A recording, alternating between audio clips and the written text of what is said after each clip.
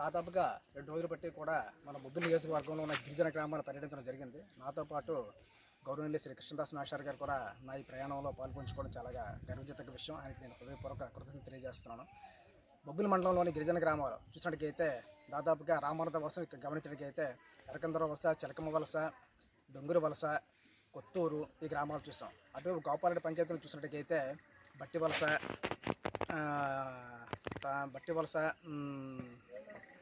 ఎగువ బట్టి వలస, దిగువ బట్టి వలస, మూల వలస ఈ గ్రామాలు చూడడం జరిగిందనమాట.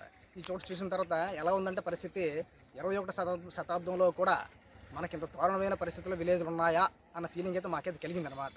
మరీ ముఖ్యంగా ఏ గ్రామానికి కూడా రహదారి సౌకర్యం పూర్తిగా లేదు. ఎక్కడ చూసినా వీళ్ళకి ఏమైనా వైద్యంగా ఏమైనా ఇబ్బందులు వచ్చినట్టుగా అయితే ఆ కొండ దిగి రావడానికి చాలా టైం పట్టేస్తుంది అనమాట. కనీసం 2 వీలర్కి వెళ్ళిన పరిస్థితి, వర్షాకాలం వస్తే నరకమైన పరిస్థితి అనమాట. అసలు వాళ్ళు ఎలా బతుకుతారో తెలియదు. దాదాపుగా మేము గమనించినట్లయితే దాదాపు ఈ గ్రామాలింట్లో కూడా దాదాపు 100 మంది పిల్లలు ఉన్నారు. చూస్తే ఎక్కడ ఒక సరైన పాఠశాల సౌకర్యం లేదనమాట. పూర్తిగా మేము చూసిన దగ్గర బట్టి వలస దగ్గర పాఠశాల చూసాం, అది పూర్తిగా పులిపాకలో ఉంది. అది కూడా చిందరవందరగా ఉంది. పిల్లలు మరి ఎలా చదువుకుంటే అర్థం కావట్లేదు. ప్రభుత్వం ఏంటంటే విద్యకి వైద్యానికి చాలా కోట్లు ఖర్చు పెడతామని చెప్తున్నారు తప్ప క్షేత్రస్థాయికి ఇలాంటికైతే ఆ తాలూకా ఫలాలు అందట్లేదు పిల్లలకి అనమాట. దీనివల్ల పిల్లలు విద్యకి చాలా దూరం అవుతారు. చాలా బాధాకరమైన విషయం అనమాట.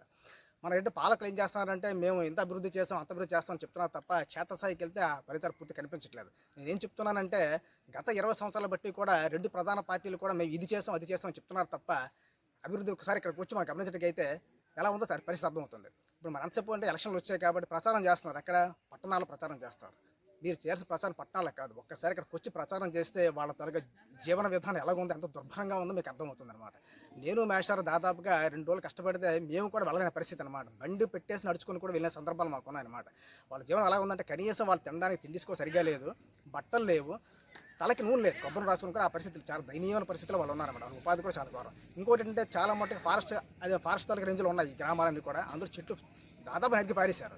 మరి వాళ్ళ పర్మిషన్ ఉందో తెలీదు, ఈ అసలు వస్తున్నారు కూడా తెలియని పరిస్థితి అనమాట.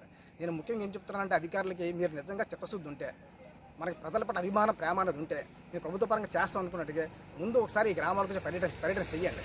చేసిన తర్వాత వీళ్ళు మౌలిక సదుపాయాలు, ఆధార సౌకర్యం, విద్య, ఆరోగ్యం ఈ 3 కల్పించిన ఉపాధి కూడా కల్పించాలి. ఇవి కల్పిస్తే అప్పుడు వాళ్ళ జీవన విధానం బాగుంటుంది.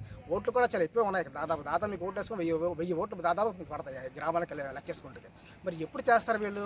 నేను దయచేసి ఎప్పటికైనా సరే ప్రధాన పార్టీలు ఏంటంటే మేము ప్రచారం చేసామని చెప్పేసి పబ్లిసిటీ కాకుండా మీరు చిత్తశుద్ధి ఇక్కడికి వచ్చి ప్రచారం చేయండి. వాళ్ళకి ఏం కావాలో చూడండి, ఇక్కడ చేయండి. అభివృద్ధి అప్పుడు ఓట్లు పెడితే బాగుంటుందని తెలియజేస్తాను అన్నమాట. నేను దాదాపు ఎప్పటి నుంచి అనుకుంటాం ఈ గ్రామాలు పర్యటన చేద్దామని. లక్ష్యంగా 2 రోజులు పట్టుకొని తిరిగిన తర్వాత ఈరోజు మాకు ఒక అవగాహన వచ్చిందనమాట. నిజంగా చెప్తాను, నేను చిత్తశుద్ధి ఉంటే పాలకులు ఈ గ్రామాలు అభివృద్ధి చేస్తే దిశగా ప్రయత్నం చేస్తానని లోక్సత్తా పార్టీ ఒకసారి విజ్ఞప్తి చేస్తున్నాను. నాతో పాటు కలిసి ప్రయాణం చేసిన కృష్ణదాస్ మాస్టర్కి నా హృదయపూర్వక అభినందన తెలియజేస్తూ కృతజ్ఞతలు తెలియజేస్తున్నాను.